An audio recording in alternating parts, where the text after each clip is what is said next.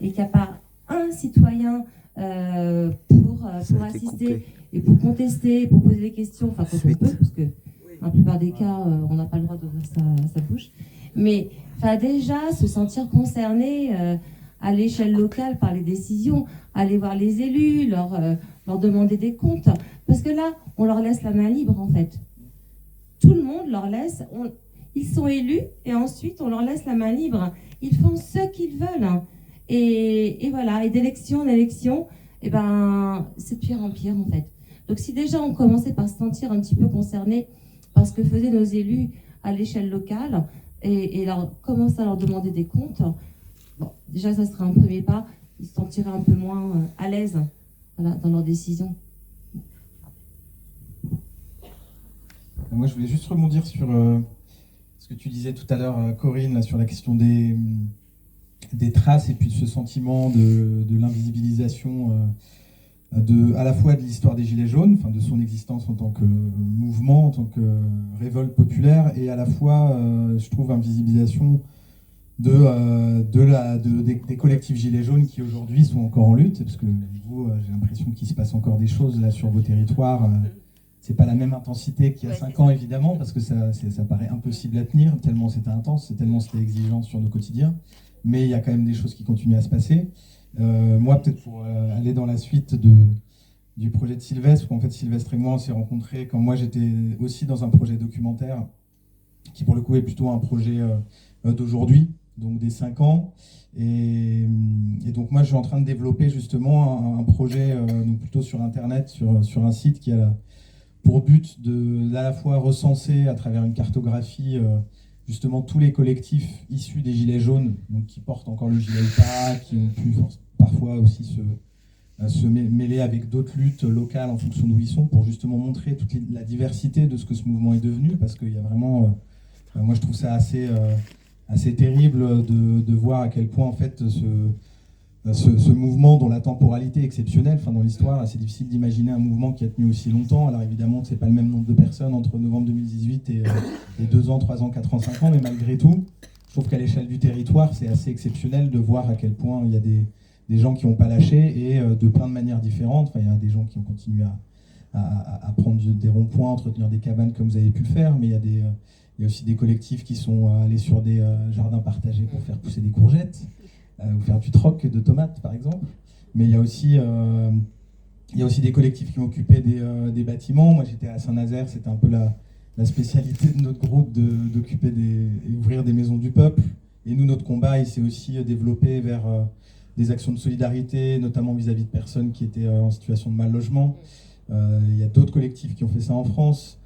Pour revenir sur la question des mutilés, il y a beaucoup de personnes qui ont été blessées ou qui ont subi la répression judiciaire, qui ont été isolés, mais il y en a aussi qui se sont rassemblés en collectif. Et les mutilés aujourd'hui, c'est un collectif qui a créé des liens avec énormément de familles qui ont perdu des proches, en particulier dans les quartiers populaires, et qui aujourd'hui forment un grand collectif qui s'appelle Vérité et Entraide, et qui justement se déplacent mutuellement chez les uns, chez les autres, pour venir en soutien de ces différentes personnes et familles quand il y a des anniversaires, quand il y a des passages au tribunal et des choses comme ça. Donc il y a aussi ces réseaux qui se tissent, et donc ça, je pense que c'est important de le mettre en valeur. Donc voilà, moi je suis aussi dans ce travail-là. Je pense qu'on sera amené aussi à s'en reparler à l'avenir, parce qu'il y a aussi l'idée de continuer à filmer pour documenter. Je pense que c'est important comme la démarche de Sylvestre, c'est à la fois documenter pour raconter ce qui s'est passé, mais pour aussi que ces traces-là, elles nous servent aujourd'hui. C'est pas que un travail d'archives et que ça reste dans un coin. C'est qu'en fait, je pense qu'on a besoin de transmettre ce qu'on a vécu au moment le plus fort des Gilets jaunes, ce qu'on vit encore aujourd'hui, pour d'autres personnes qui vont rejoindre nos luttes, qui ont envie de lutter mais qui ne savent pas faire comment. Moi, à travers la tournée ou même à travers mon projet de film, j'ai rencontré beaucoup de gens du mouvement des Gilets qui, là où ils étaient, se retrouvaient très isolés parce que la plupart des gens avaient arrêté de se mobiliser pour tout un tas de raisons, tu en as beaucoup parlé tout à l'heure. Et moi, je les sentais en recherche de manières de se mobiliser qui leur donnent aussi un petit peu d'espoir, d'énergie. Et je pense que ça, c'est des choses pour les personnes qui continuent à se battre qu'il faut transmettre, parce que justement, je pense qu'on ce gouvernement-là nous écrase tellement qu'il écrase aussi notre espoir, là où je pense qu'on a encore des choses un peu sous le coude à faire valoir. Donc voilà, il faut qu'on continue. Oui, moi je voudrais ajouter quelque chose. C'est oui, je ne sais pas s'il y a besoin de micro. Oui, je voulais juste réagir un petit peu au troc et au maraîchage. Ça fera jamais peur à la grande bourgeoisie capitaliste. C'est vrai. Parce que si ça leur faisait peur, ce serait interdit depuis longtemps. Alors c'est sympathique, ça crée des relations humaines, les monnaies locales, etc. Ok, ouais, mais ça leur fera jamais peur. Et ça ne supprimera jamais l'aliénation des travailleurs et la domination de la grande bourgeoisie. Hein. Et qu'est-ce qu'il faudra à ton avis alors? Vas-y. Ah ben, les gilets jaunes, ils l'ont montré ce qu'il fallait. Comme a dit Sandra tout à l'heure. La seule chose qui leur fait peur, c'est quand on va casser dans leur quartier, là, dans le 8e. Moi, si je peux rajouter quelque chose, je pense que c'est... Enfin, moi, je suis d'accord avec ce que vous dites, hein, c'est pas sur cette dimension-là, mais moi, je pense ce qui est très important, c'est d'arriver à maintenir quand on est dans des moments un petit peu comme ça, de creux de la vague, où on n'est pas dans des grands mouvements, dimension nationale, avec cette intensité qu'on a pu connaître, je pense que c'est important, justement, de maintenir ces dynamiques collectives là où on est. Alors, elles peuvent prendre plein de formes différentes en fonction, justement, des personnes qui les animent.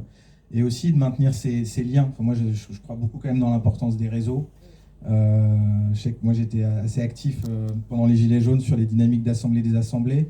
Je croyais beaucoup dans Donc l'Assemblée des assemblées, pour les gens, peut-être qu'il y a des gens qui ne savent pas, en gros, c'était des rencontres qui ont eu lieu à partir du mois de janvier 2019. Après, c'était à peu près tous les 3-4 mois, et ça s'est étalé dans le temps. Il y en a eu 6 jusqu'à maintenant. Et qui était la logique que des délégués de groupes puissent venir se rencontrer pendant un week-end pour échanger sur là où ils en étaient, sur comment ils évoluaient, parfois signer des appels communs, etc. Et moi, je croyais beaucoup dans ce processus, non pas forcément sur la question des appels, parce que c'était toujours des moments assez douloureux de rédaction collective, mais plutôt dans la question de rester en lien.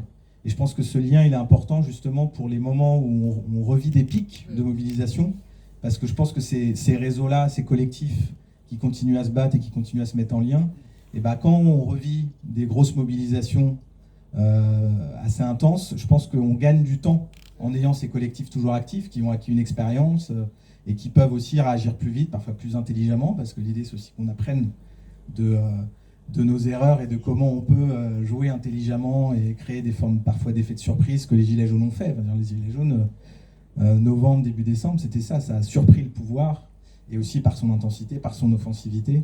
Et ça, c'est aussi quelque chose qu'il faut arriver à réitérer quand il y aura des fenêtres qui vont s'ouvrir, parce qu'il y en a qui vont s'ouvrir forcément. Et donc il faut être prêt, je pense que c'est ça qui est important à avoir en tête.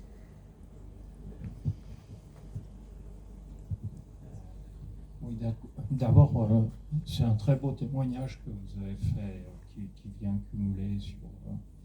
Moi, sur ce qui se passe aujourd'hui, je crois que les Gilets jaunes, ils y sont pour beaucoup. Et je crois que le travail qu'il faut faire, c'est de montrer tout ce qu'on fait bouger les Gilets jaunes dans cette société. La société de 2018-2019, c'est plus la société d'aujourd'hui. Et regardez, les organisations sont complètement en train de se poser des questions sur leur fonctionnement, sur les partis politiques dits traditionnels, ils sont où? Enfin, l'OPS qui a été 1,5%, l'UMP, enfin les gaullistes, tout ça, c'est à quoi? C'est à moins de 4%. Enfin, tout ça, c'est parti en vrac. Et bon, il y a quelques livres qui sortent, qui travaillent sur ces questions-là. Ils espèrent, parce que beaucoup espèrent qu'il y aura une reconstruction de ce truc-là. Moi, je ne crois pas qu'il y aura une reconstruction de ce truc-là. Je ne crois pas que... Par contre, les Gilets jaunes ont déconstruit, mais en même temps qu'ils ont déconstruit, ils ont apporté une réflexion, alors qui n'est pas aboutie, je suis d'accord avec vous, c'est pas. Mais les processus sont toujours plus longs que des effets spontanés. À 1789, avant qu'on soit débarrassé du roi, on a mis presque 100 ans. Hein. Donc, je crois qu'il faut voir à cette échelle-là et à perspective, dans ces perspectives-là.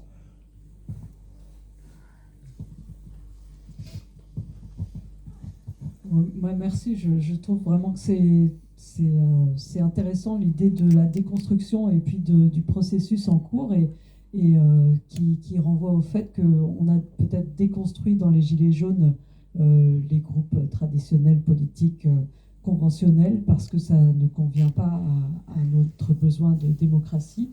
Et en même temps, on reconstruit quelque chose qui est une sorte de socle populaire de revendication, de mobilisation, et que ça s'est répandu très vite partout en France. Et ça, c'est une force énorme, effectivement très dangereuse pour le pouvoir, indéniablement. Et ce qui ressort de ça aussi, c'est tout ce qui suit, tout ce que vous avez fait ici, ce qu'on fait chacun dans leur groupe et même au sein de leurs proches, etc.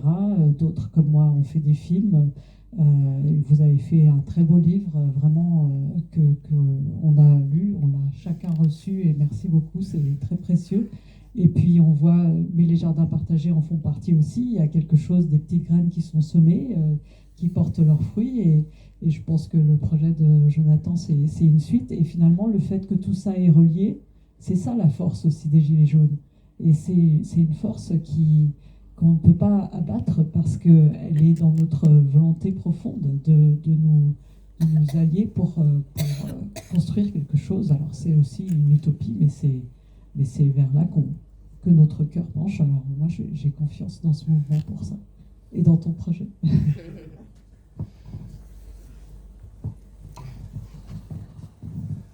Bonsoir. Il y a une chose importante que j'ai remarquée, l'une des interventions que j'ai entendues est extraordinaire, mais il y a une donnée... on m'entend là ? Parle dans le micro comme ça. Dans le micro. Pardon. Il y a quand même une donnée très importante, c'est que... Encore ? Non, mets le micro droit comme ça. Oui, mais c'est bon là. Non. C'est bon ? Voilà. Ok, je ne voudrais pas vous percer les oreilles, quoique Gérard. Alors, en fait, il y a une donnée importante que j'ai remarquée, c'est simplement que c'est sur la durée. Et la durée, il faut penser aux enfants. Moi, je me rappelle, il y a quelques dizaines d'années, on va dire maintenant, mon oncle me dit, il faut que tu ailles voter, quand même. Il m'expliquait en long et large. Mais il y a une donnée que je me suis aperçu récemment, parce que je suis gilet jaune, on va dire, sur le tard, l'année dernière en fait. Merci à l'anniversaire, du 5e anniversaire. Alors en fait, ce qui manquait à ce moment-là, c'était la compréhension. Pourquoi voter ? Pour qui ? Comprendre sur qui on vote. Mais en fait, il y a une donnée, c'est simplement que les enfants, les lycéens, il faudrait leur apprendre, leur faire comprendre c'est quoi la vraie politique, c'est quoi la politique actuelle, qu'est-ce qu'on peut en faire, est-ce que tu as envie de participer, je sais pas, nettoyer les rues ou faire des manifs devant la mairie, peu importe. Mais notre humanité, elle a 1500 ans depuis Clovis. Donc il faut qu'on fasse quelque chose sur la durée. Et il faut penser peut-être aussi à faire un projet, un comité, pour enseigner aux gosses un peu tout ce merdier. Voilà, enfin, voilà, je vous mets ça à froid comme ça. Mais c'est vrai que les gens n'y croient plus dans la politique. Alors pourquoi les gens n'y croient plus ? J'ai lu une donnée là-dessus qui est intéressante. Juste, il ne reste pas beaucoup de temps. C'est l'irréalité. Oui. C'est-à-dire qu'en fait, c'est inapplicable ce qu'ils nous racontent. C'est ça. Et nous, on en est dégoûtés, on en a marre, hein, et on veut quelque chose qui construise, qui soit productif. C'est pareil pour nos... On va exhumer les doléances. Attention, c'est pas des cahiers, hein, c'est des feuilles. Hein. Physiquement, peut-être qu'il y en a, mais celles qu'on a, les cahiers de doléances, on n'a pas vu. Non, c'est simplement faire quelque chose, pas un travail de recherche des doléances, mais pour pouvoir appliquer ça quelque part pour chaque ville, peut-être. Faire quelque chose de constructif. Le problème, c'est que c'est à Davos que ça se fait. Davos, c'est pas bon. C'est trop bon. Davos. C'est peut-être une dernière intervention. Il va falloir C'est ça, non? J'en profite sur la politique, enfin la participation. Il y a la démocratie ouverte qui va nous aider là en Nord-Essonne à monter une assemblée citoyenne. C'est sur l'alimentation. Donc voilà, j'en profite pour partager ça et plus précisément, c'est pas encore précis, mais disons qu'on a répondu à l'appel à projet, donc on attend la réponse. Mais pour finir, le film, je trouve aussi qui met en valeur toutes les personnes qu'on parlait, elles parlent aussi de retrouver leur dignité, de briser leur chaîne, de s'exprimer, d'exprimer cette souffrance. Voilà. J'ai beaucoup aimé ça. Juste pour finir, moi je vais progressivement, au bout d'un moment, ça va arrêter d'accompagner le film et les projections. Mais le film, apparemment, d'après le producteur, sera sur VOD. Et puis, il y a une plateforme de documentaire d'auteur qui s'appelle Tank, qui donc sera là, dans quelques mois, le film sera sur Tank, et là, ce sera du coup accessible à tout le monde. Alors, il faudra pas hésiter à le voir. Le Tank, en fait, c'est une plateforme de documentaires d'auteurs en ligne sur abonnement, mais bon, c'est assez accessible, je pense. Et ça s'appelle Tank, T-E-N-K. Et c'est pas cher. C'est très raisonnable. Et si vous avez des amis à Paris, jeudi, le 25, jeudi 25, la semaine prochaine, à 19h, il y a une projection des Voix jaunes dans le 19e, dans un lieu qui s'appelle le Doc. Donc voilà, avec Sylvestre. Et à Marseille, le 10 février à 20h, c'est un samedi, si vous avez des amis à Marseille, dans un lieu qui s'appelle le Day Killing. Mais voilà, il y a les infos sur Internet, sur Facebook des Voix jaunes, donc n'hésitez pas. Et voilà. À Paris, c'est quoi? À Paris, donc le 25, c'est Doc, c'est 26 rue du Docteur Potin, dans le 19e, métro Télégraphe. Merci beaucoup.